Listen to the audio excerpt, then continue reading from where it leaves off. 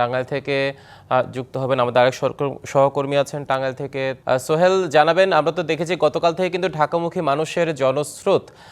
আপনি টাঙ্গাইলে আছেন, টাঙ্গাইল থেকে সেখানকার যে বিভিন্ন ট্রেন বাসে ঢাকামুখী মানুষের অর্থাৎ 300 ফিটমুখী মানুষের নেতাকর্মীদের স্রোত কেমন দেখছেন জানাবেন। এই কিছুক্ষণ আগে ঠিক 7:10 টাঙ্গাইল সদর আসনের যেটি রয়েছেন বিএনপির প্রচার সম্পাদক সুলতান সালাউদ্দিন টুকুর যে উপহার দেওয়া একটি ট্রেন, টাঙ্গাইল বিশেষ ট্রেন, যেটি স্পেশাল ট্রেন, সেই ট্রেনের মাধ্যমে কয়েক হাজার নেতা কর্মী ঢাকার দিকে গেলেন।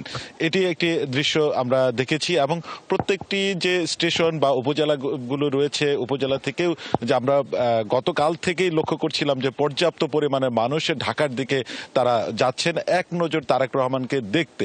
দীর্ঘ 17 বছর পরে তিনি দেশে মানুষের মধ্যে কিন্তু অন্যরকম একটি ব্যাপক উৎসাহ উদ্দীপনা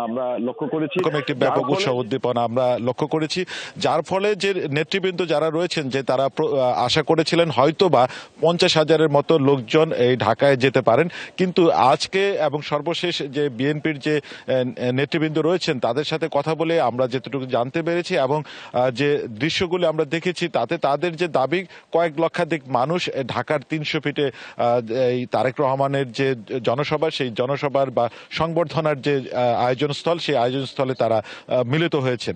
এমনটি কিন্তু যেহেতু 12টি উপজেলা থেকেই বিপুল সংখ্যক নেতাকর্মী টাঙ্গাইল থেকে গিয়েছেন, কয়েক লক্ষ কর্মী তারা গিয়েছেন এবং ট্রেন বাস থেকে শুরু করে যে ব্যক্তিগত যানবাহন সবকিছুই গিয়েছেন।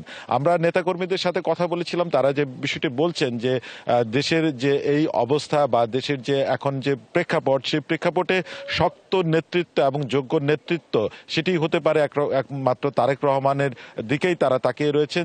নতুন রিন গভীর থেকে পরিষ্কার করে কাপড়কে রাখে নতুনের মতো উজ্জ্বল। নতুন রিন অ্যাডভান্স পাউডার। যে তারেক রহমান নির্বাচিত সরকারের মাধ্যমে দেশের দায়িত্ব গ্রহণ করবেন এমনটাই প্রত্যাশা করছেন, যে দেশের দায়িত্ব গ্রহণ করার পরে তাদের যে এই দেশের স্থিতিশীলতা এবং যে রাজনীতিক একটি গুণগত পরিবর্তন, সেই পরিবর্তনের তারা প্রত্যাশা করছেন যে আজকের পরে থেকে সেটি পরিলক্ষিত হবে।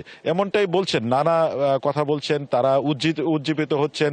তারা বলছেন যে দলের যে কেন্দ্রীয় নেতা, যদি সে কেন্দ্রীয় নেতা যখন একটি সশরীরে উপস্থিত থেকে একটি বার্তা দেয় এবং তারা যদি মানে তার মুখের কথা, সেই কথাটি কিন্তু সাধারণ মানুষের মধ্যে অন্যরকম একটি তাড়না দেবে। নেতাকর্মীরা আরো বেশি উৎফুল্ল হবে এবং তাদের যে কার্যক্রমগুলি রয়েছে সেই কার্যক্রমের মধ্যে গতিশীলতা বিরাজমান হবে, এমনটাই তারা বলছেন। এবং পাশাপাশি নেতাকর্মীরা যে দাবিটি করছিলেন যে তারেক রহমান বর্তমান পরিস্থিতিতে শুধুমাত্র বিএনপির নেতাকর্মীদেরই নেতা হয়ে ওঠেননি, তিনি সাধারণ মানুষের যে রয়েছেন, গণমানুষ যারা রয়েছেন, তারাও একরকম তারেক রহমানের দিকে তাকিয়ে রয়েছেন বলে এই নেতাকর্মীরা তারা অভিহিত করছিলেন।